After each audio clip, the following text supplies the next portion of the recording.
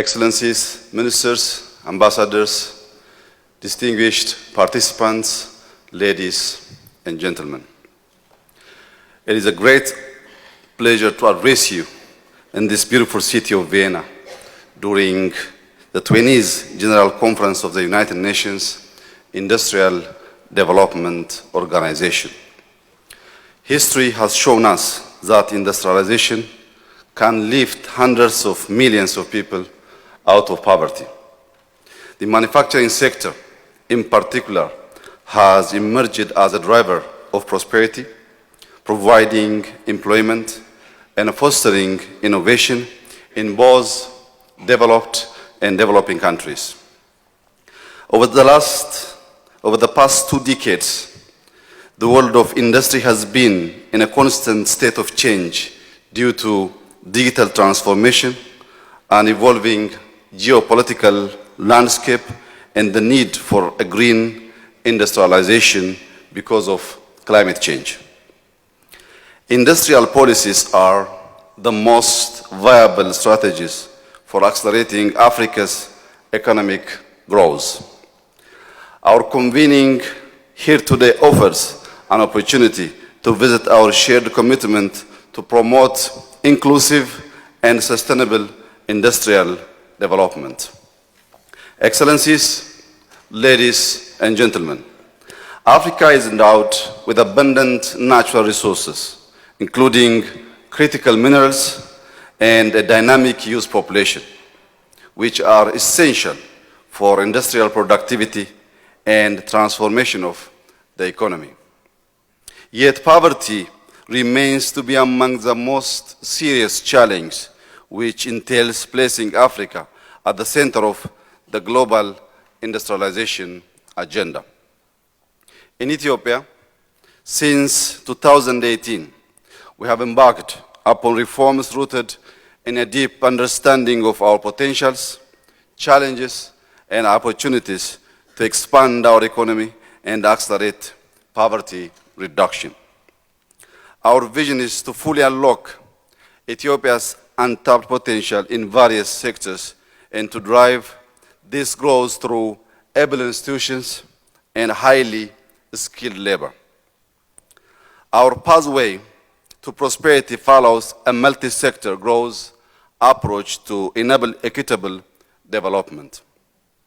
Manufacturing remains a priority, particularly because of its close linkage with other sectors, such as mining, but also because it holds its own immense potential for scale, learning by doing, and acquisition of technological know-how.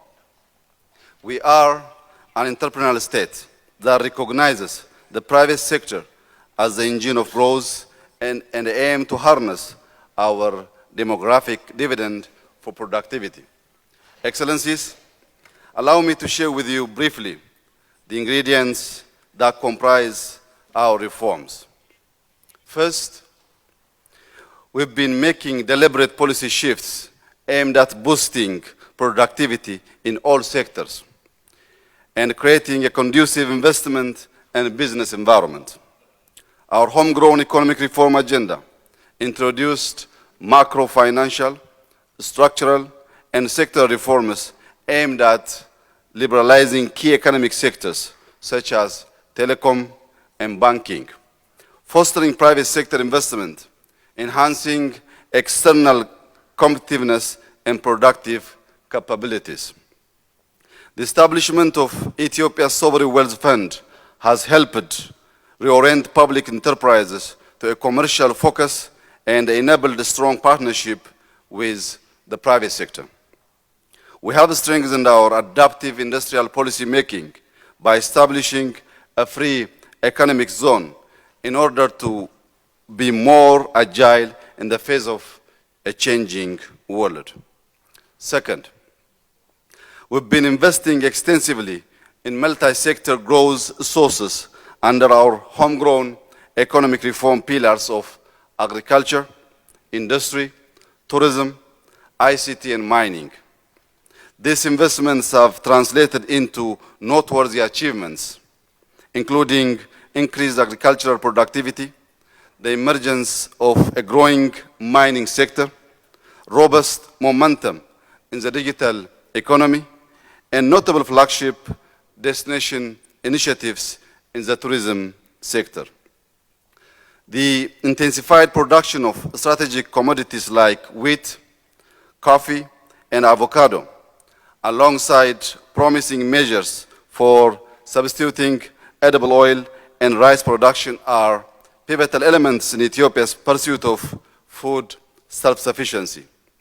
Over the past 5 years, we have managed to raise our total farmed area from 15.3 million hectares to 22.9 million hectares, with vast amount of land for crop production still available for cultivation as we continue expanding on our potential in the agricultural sector. The digital economy is making substantial progress driven by the implementation of foundational elements such as a digital ID and payment systems and the establishment of the Ethiopian Artificial Intelligence Institute that focuses on research and development of solutions in our priority sectors. In the industrial sector, we have brought into operations 12 large-scale industrial parks in which textile and garment industries are flourishing, including the introduction of 3 new integrated agro-industrial parks. Ethiopia's leather and leather products industry is also sizable, while chemical and construction input processing, in addition to manufacturing technology and engineering, offer great potential as import substitution industries. The latecomer advantage for countries like Ethiopia is that we can do industry development right. Ethiopia's net zero and climate resilient development strategy enables us to make our economic development priority compatible with climate commitments. Which brings me to the third point of green growth and clean energy.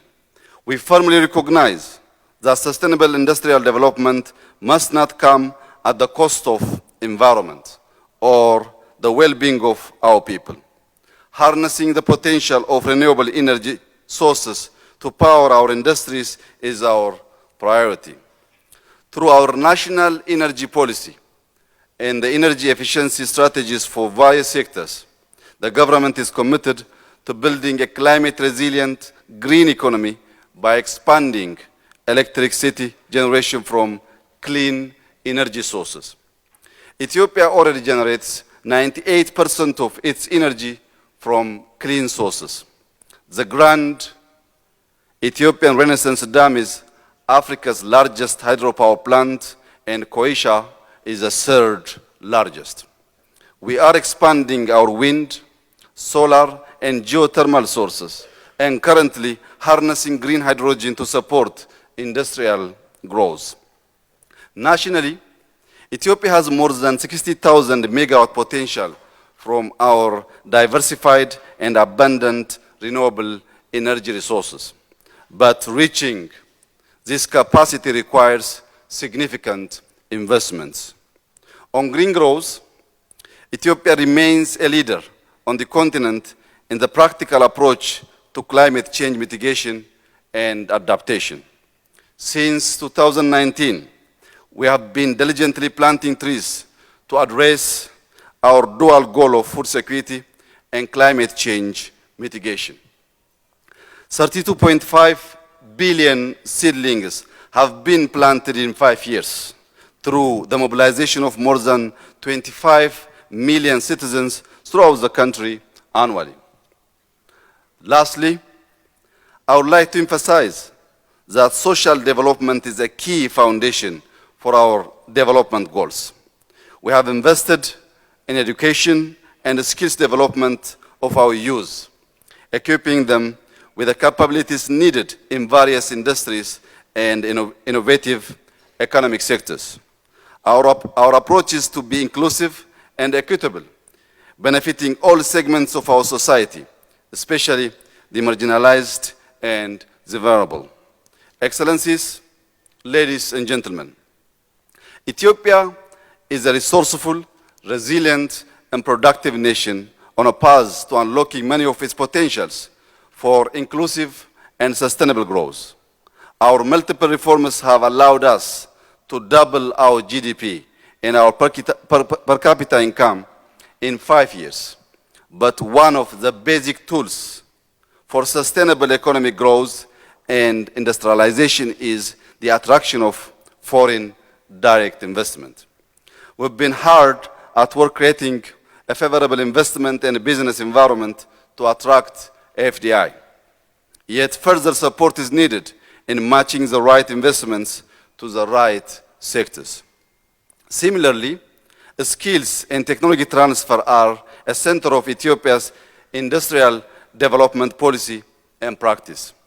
The jobs creation agenda is important to us, and it must be a joint agenda with countries in Europe and North America, which are main destinations for migrants. We have an abundant youth population that has increasingly become technologically savvy and skilled. We want to retain this talent in our country and on the continent. To do so, we seek the cooperation of developed countries in technology transfer, investments, and development financing. In conclusion, I would like to reiterate that we firmly believe that by pursuing inclusive and sustainable industrialization and diversifying our economy, we can create prosperity, reduce inequality, and contribute to a better future for our people and the world. I thank you.